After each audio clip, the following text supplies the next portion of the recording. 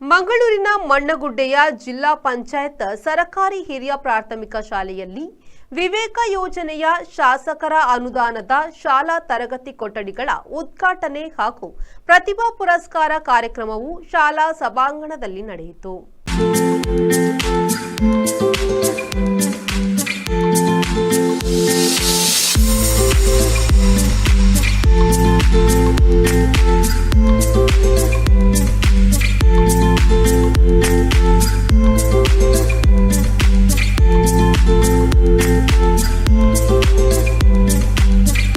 ನೂತನ 3 ತರಗತಿ ಕೊಠಡಿಗಳನ್ನು ಶಾಸಕ ಡಿ ವೇದವ್ಯಾಸ್ ಕಾಮತ್ ಅವರು ಉದ್ಘಾಟಿಸಿದರು.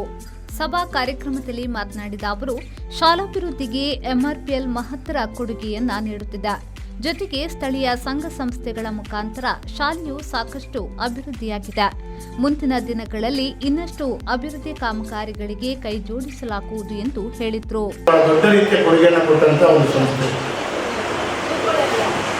ಭಾರತ ಸರ್ಕಾರದ ದೊಡ್ಡ ರೀತಿಯ ಯಶಸ್ವಿ ಸಂಸ್ಥೆ ಒಂದಾದಂಥ ಒಂದು ಎಂಆರ್ಪಿಎಲ್ ONGC ಸಂಸ್ಥೆ ಈ ಭಾಗದಲ್ಲಿ ಶಾಲಾ ಮತ್ತು ಕಾಲೇಜುಗಳು ಮಾತ್ರವಲ್ಲದೆ ಬೇರೆ ಬೇರೆ ರೀತಿಯಲ್ಲಿ ಅಭೂತಪೂರ್ವವಾದಂಥ ಕೊಡುಗೆಯನ್ನು CSR ಮುಖಾಂತರ ಬಹಳ ದೊಡ್ಡ ರೀತಿಯಲ್ಲಿ ಕೊಡುವಂಥ ಸಂಸ್ಥೆಯನ್ನು ಪ್ರತಿನಿಧಿಸುತ್ತಾ ಇವತ್ತು ಈ ಶಾಲೆಗೆ ಶುದ್ಧ ನೀರು ಕುಡಿಯುವ ನೀರಿನ ಘಟಕವನ್ನು ಕೂಡ ಕೊಟ್ಟು ಎಂಆರ್ಪಿಎಲ್ನ ಮಾನವ ಸಂಪನ್ಮೂಲ ಅಧಿಕಾರಿ ಸ್ಟೀವನ್ ಪಿಂಟು ಅವರು ಮಾತನಾಡಿ, ಎಂಆರ್ಪಿಎಲ್ ಶುದ್ಧ ನೀರಿನ ಘಟಕವನ್ನು ಕೊಡುಗೆಯಾಗಿ ನೀಡುವ ಮೂಲಕ ಆರೋಗ್ಯಕ್ಕೆ ಹೆಚ್ಚಿನ ಪ್ರಾಧಾನ್ಯತೆಯನ್ನ ನೀಡಿದೆ ಎಂದು ಹೇಳಿದರು. ಈ ಸಂಸ್ಥೆಯ ಜೊತೆ ಕೈ ಜೋಡಿಸಿ ನೀರಿನ ಶುದ್ಧೀಕರಣ ಘಟಕವನ್ನು ಕೊಟ್ಟು ನಿಮಗೆ ನಿಮ್ಮತ್ತ ಆರೋಗ್ಯದ ಕಡೆ ಎಂಆರ್ಪಿಎಲ್ ಸಂಸ್ಥೆಯು ಸಹಕರಿಸಿದೆ. ಈ ಒಂದು ಅವಕಾಶವನ್ನು ಎಂಆರ್ಪಿಎಲ್ ಸಂಸ್ಥೆಗೆ ಕೊಟ್ಟದಕ್ಕಾಗಿ SDMC ಕಮಿಟಿಯ ಶಾಲೆಯ SDMC ಕಮಿಟಿಗೂ ಹಾಗೂ ಮುಖ್ಯೋಪಾಧ್ಯಾಯರಿಗೂ ಹಾಗೂ ಇಲ್ಲಿಯ ಹಿರಿಯರಿಗೆ ನಾನು ಸಂಸ್ಥೆಯ ಪರವಾಗಿ ಧನ್ಯವಾದಗಳನ್ನು ಕೇಳುತ್ತೇನೆ.